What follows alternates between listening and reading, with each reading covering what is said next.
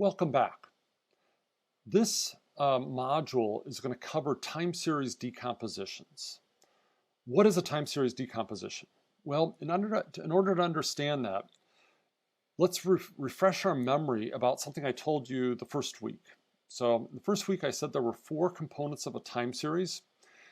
Time series decompositions will help us identify those components. So the components were seasonal. So seasonal effects happen at regular intervals. So if we have monthly data, maybe every December our sales spike, and in every January they drop. So that would be an example of a seasonal effect because they happen every December. Now, we talked about cyclical and trends. Remember, the trend part refers to a long-term pattern in the data. So maybe if you look at our sales over time, there's a linear trend or maybe an exponential trend. So that refers to a long-term pattern. Cyclical refers to a midterm pattern. So what I mean by midterm is for a while our sales are increasing, and then maybe for a while they're decreasing, they're below what you would expect in the trend line. We're not going to try to distinguish between cycles and trends. So we're just going to have a cycle trend part of our decomposition rather than trying to separate those two pieces out. I think the regression models that we did last week do a really nice job of capturing the long-term pattern, and what's left over is going to be the cycle plus the random part. In this module, we're combining the cycle and the trend part. So that's one way to think of this. So what a decomposition is going to do is help us understand what is the seasonal part, the cycle trend part, and then everything else. And so really, what you should remember about decompositions is that they're primarily used for description. Now we'll see that we could potentially use these also for prediction, but we're going to have much better models for prediction later on. So I would say basically use this for description only. Okay, now what's going to be very important is another concept from the first week, which is whether we have an additive model where we've got some seasonal trend that gets added to a cycle trend and then the errors get added, or whether the seasonal effect is multiplicative, where every December my sales increase by 10% over what they were in November. That would be a multiplicative seasonal effect. Or the trend could also have a multiplicative effect where things are growing exponentially. All right, so that whenever we have those situations, we're going to use a multiplicative decomposition. Otherwise, we'll just use an additive decomposition. So here's what we're going to do in this lecture. I'm going to start out by talking about moving averages. Moving averages are going to be the way that we can identify the cycle trend component of this. Once we know about moving averages, I'm going to go into the classical multiplicative decomposition in some detail. There's also an additive decomposition that I don't intend to cover. So it's available in the same function in R, and it's covered in the textbook. But I think the multiplicative situations are much more common in marketing and business, and so therefore I'm only going to focus on that. But it's worth reading about the additive as well. I'll go over briefly some of the newer decompositions. So the classical decomposition has some problems. There have been additional methods proposed to address those problems, and I'm not going to go into them in detail, but I want you to be aware of them. And then we're going to talk about seasonal and trend strength measures. Okay, so I think a picture's worth a lot of words, and so this is where we're going to land. So there's a function in R called decompose. I can pass to decompose a TS object, and then maybe I say whether it's multiplicative or additive. And when I plot what comes back from this decompose function, I get the following picture.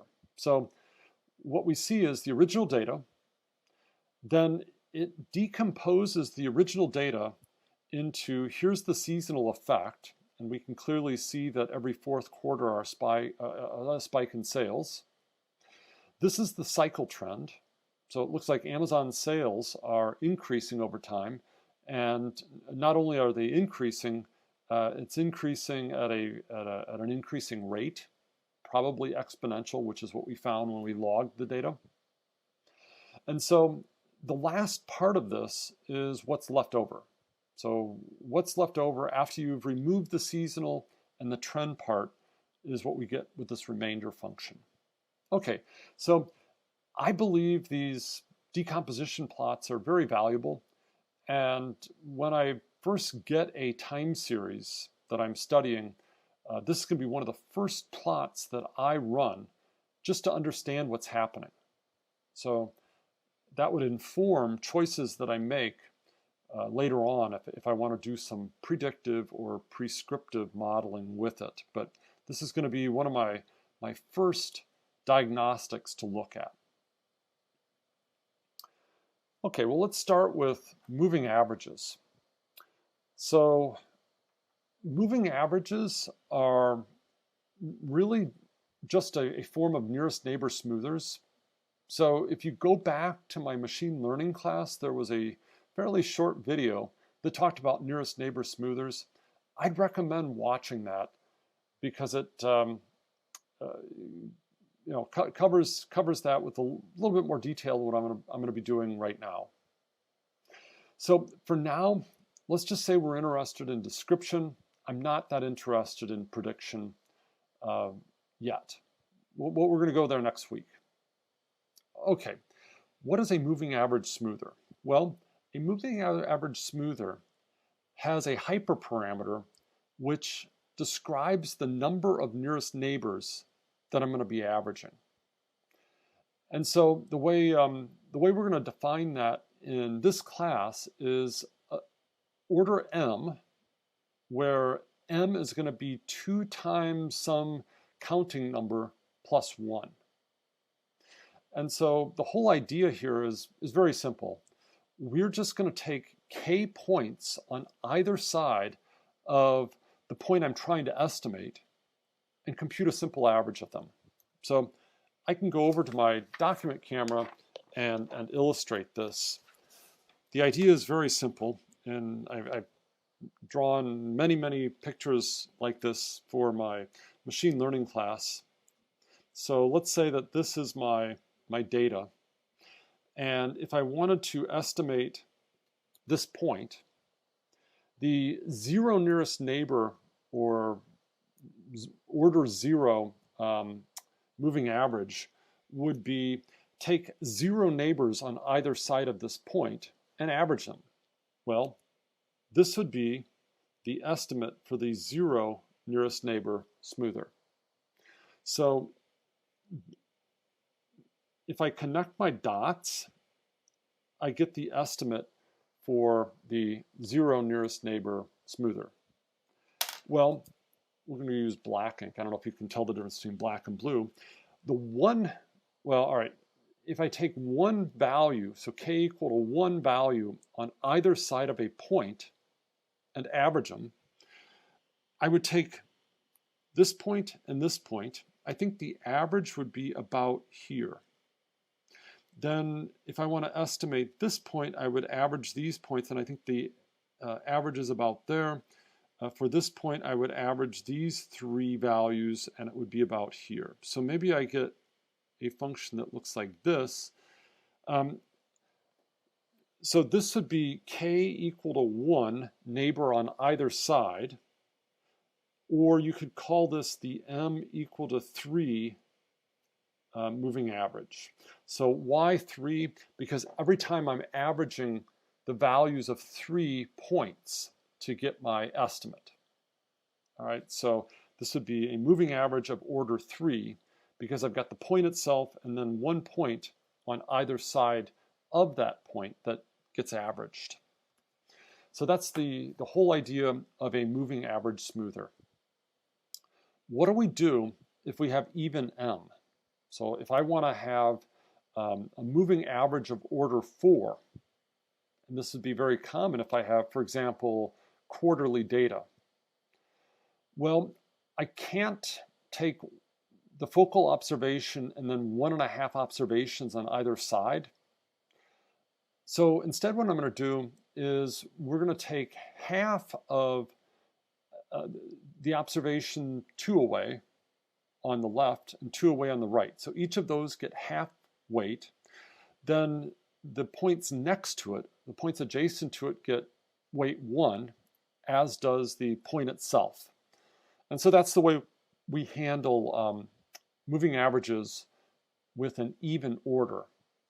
The textbook gives a more general way to describe this that you may find a little confusing, and therefore I just stated what is a moving average of order 4 in a very simple way that I think will make some sense. So let me just go sketch it. If this is my time series, and let's say I'm trying to estimate this point, what I would do is I would take this observation gets half weight, this observation gets half weight, these observations all get full weight. So I weight down the points on the end of this spread. So m is just a smoothing parameter that controls how flexible the function is. We called this the nearest neighbor smoother last year, and we'll be talking about centered moving averages later. Sorry, non-centered. This is a centered moving average because we take the same number of points from either side of the focal point. Well, let's look at an example. I've gone back to the T-bill data, and what you're going to see in this plot is I've estimated the moving average smoother with MA and different orders. So I just decided to use odd orders. So I've gone from 3 up to 13. And what you'll see is a couple things. So first off, as I increase the number of points that I'm averaging on either side, the function gets smoother. So this red line is with only 3, it's of order 3, so I'm averaging 1 point on either side of the focal point, and it's still pretty wiggly. The whatever that tan function is the moving average of order 5, here's 7, 9, 11, and 13, and so 13 gets fairly smooth. In the limit, if I were to go to m equal to very big, what I'd get is just the average method. I'm just averaging all points. So on one end with the moving average, we get the average method from 2 weeks ago. Whereas if I go all the way to the other end, you can think of that as almost naive. I'm just using the point itself as the. I'm not making forecasts here, but that when we make forecasts, it would be the naive. So this moving average is kind of a way to balance somewhere in between having the average method and having the naive method. So the naive giving all the weight to the current observation versus average, where we just average over everything. I want to do 2 more things in this introductory video on moving averages. The first is I'd like to just show a couple quick examples in the media that use this moving average. And so the first one I've chosen is the very famous graph that you can find in just about every newspaper in the world showing COVID cases. And what we see off to the right is they've imposed a line on this that's labeled the weekly trend. So what weekly signals to me is that they are computing a 7-day moving average and plotting that here. One really important thing to notice about this is it's a 7-day moving average. It's not an 8-day, it's not a 6-day. The reason for that is if you used, for example, a 6-day moving average, this line would have some strange bumps in it, whether or not, because of whether or not you have the the Wednesday day that usually spikes, or whether you get the Sunday in that period, that could affect this quite a bit. So you usually want to select the order of the moving average to be equal to the seasonal period. So here we have a seasonal period of 7 days, therefore it's a weekly trend. Another thing to note about this is we're using this for descriptive purposes. We're not really going to be using this line to make a forecast of the future. That's not the intent of this graph. The intent of this graph is just to summarize the cycle trend that we're seeing. I saw another graph just over the past couple days. This was one from Deutsche Bank, where again, it's a 7-day moving average of how much people eat out at restaurants. So the point again is we got a 7-day moving average. The reason it would make sense is because eating out is probably cyclical. There's probably definite weekly trends where maybe people eat at certain restaurants more on weekends versus weekdays, or vice versa. And so that's why they're showing a 7-day moving average instead of something else. All right. The last thing I want to do is talk about forecasting with a moving average. So I've hinted at this earlier on in the video, but and I don't intend to spend a lot of time on this, because we're going to spend a lot of time next week and the week after on this topic, because the methods that we have then are better. But I'd like to get you thinking about some of the notation and the approach that we're going to follow. So let's say that we have no trend and we have no seasonality. If we've got a trend or seasonality, we're going to have to use a more complicated method. So all we've got is something cyclical and random as well. So a notation that we're going to be using going forward is this script L at time t is going to denote the current level. So we're going to call it a level.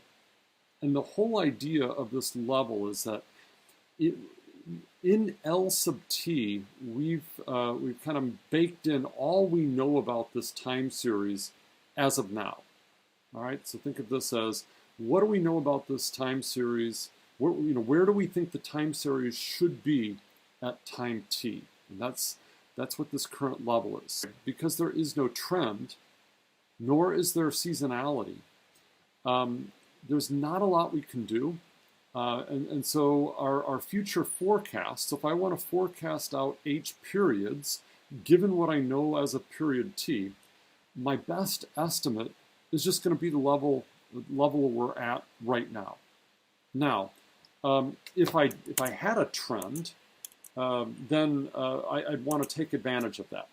So, for example, if this were the plot, maybe the plot looks something like this. Well, clearly I have a trend, and if I want to forecast where I want to go, I'm going to do something more like what I had with the drift model. I want to estimate that trend, and then if I want to go one period out, I would take the slope and add one slope to the current level.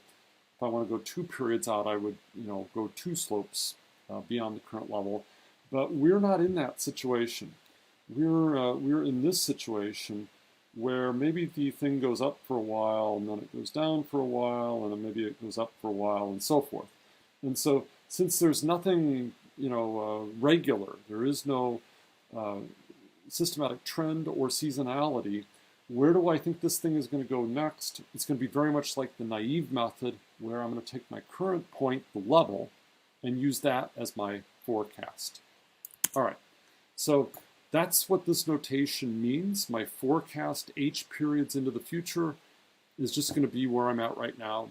Think of this as being like the naive method, but with the naive method, we use the observed y value at time t.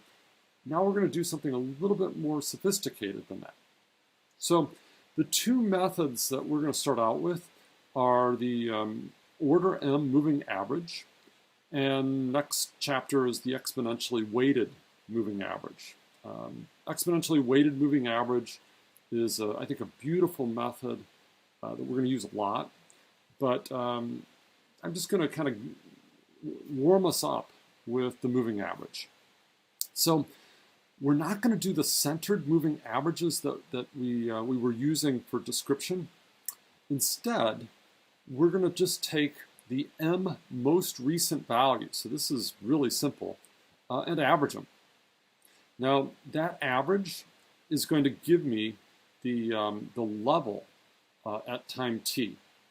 So maybe it makes sense for me to go sketch this out, and maybe I'll make it a little bit bigger so that we can see this a little bit more easily.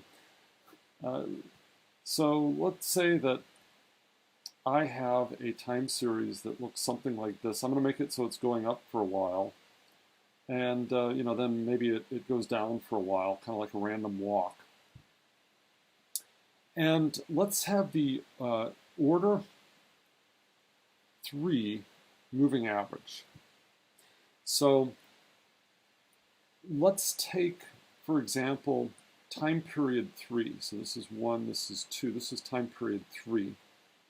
What would be my level, so script L at 3? So script L at 3 is going to be, well, y1 plus y2 plus y3 all over 3. So think of it as the average height of these 3 points. And so I'm going to just guess that the average height is about right here. That line right there, just a little bit below that, because we have to average in that point. So let's just draw a line here. This is L3. And so my forecast of what's the next point going to be is simply going to be this L3. So we could say y hat at 3 plus h, given that I'm at time period 3, is just L3. All right, well, what about the next point? So this would be the 4th point out. I meant this to be at period 4. All right, so L4 would be L2 plus L3 plus y2 plus y3 plus y4, still divided by 3. So I'm going to go get my black pen, and it would be the average of these points, and we would get rid of this guy.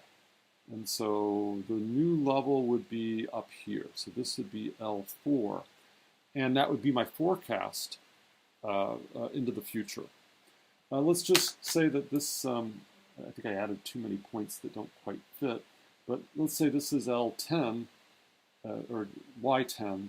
What would be my forecast value for the next point? Well, it would be the average of those 3 points, which would be about here. And so that's where I would think my time series is going. So that's how we establish this level. A couple things about it. I've already hinted at this earlier in the video. If I take a moving average of order 1 to do this forecasting, that gives me the naive method. So that just says use the most recent value to forecast the next value. If I were to take my order to be all the values so far, or if I use my entire training set, then that gives the average method. So we can think about this as the moving average giving us something in between the naive method and the average method. So you see we're getting to be a little bit more sophisticated than those simple methods, the baseline methods that I introduced in week 1. All right, how do you do this in R? Well, I don't think it's easy. The MA function that your textbook author has given us doesn't do it, and the reason he doesn't do that, I think, is because he's going to encourage you to use EWMA, which is what we're going to do next. It is possible to do it using a function from the base stats package, it's called a filter. And don't confuse this filter with the dplyr filter. So if you've loaded dplyr and you type filter, you're going to get that filter. If you say stats : filter, you get the base filter function. And this filter, does something that we often want to do in time series, which is this moving average. So if I applied filter to Amazon, I'm going to give the 4 values next to it equal weight. So that's what this is. I want to give the 4 most recent values equal weight. This convolution method means I want to do a moving average. Sides equals 1 means I'm only looking backwards. I'm not doing a 2-sided smoother the way I was back here. So this was a 2-sided smoother because the focal observation, YT, gets averaged with points on both sides. Here, I'm only averaging points from my focal observation backwards, so using only one side. I don't think it's terribly important that you understand the filter option, but if you're curious, that's how you do it.